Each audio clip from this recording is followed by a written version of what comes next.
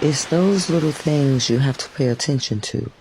On top of that, I've never really seen her family come to her house, and if they did, they would stand at the door or outside. That itself tells you something ain't right. When I left Jezebel's house that Thursday, I was just sat back and looked over all the things I've encountered. From the snoopiness, I would take the trash out and walking back towards the house, she would be peeking from the house and I would just think she's weird. The phone would be present and she would try covering it up and asking me to do something, and I would uncover my phone and grab it, and yes, I believe she went through my phone before. I had an iPhone charger, and then all of a sudden, the charging block was gone. I knew I had it. I then started to question my own reality while working there.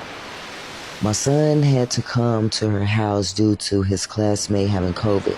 The next day, he came back and she fed him, and right afterwards, he kept going to the bathroom. That next day, I had to take him to the emergency room. I knew from that moment, he would never go back over there. One time I was downtown and saw her, and shortly after, someone tried hacking into my Twitter account. It just seemed weird how things would happen in her presence or after I left her presence. This one here, one day I was doing dishes, and she was calling someone acting as if she was crying. I don't know what she was saying because I didn't give a shit. All I was thinking was, she's a mess.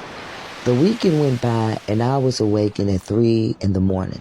I sat up in the bed and the feeling that came over me was, you bet not go back. I couldn't go back to sleep. I waited until 7 and called my friend who been and told me to quit. After talking to her, I then called Jezebel and told her that I quit.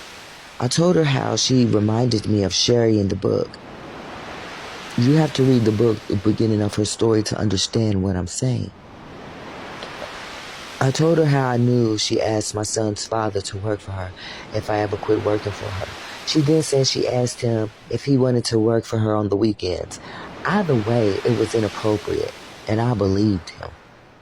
I told her how she keeps worrying about these characters in the book, and maybe because she's a lawyer, that's probably the reason she can't cut it off.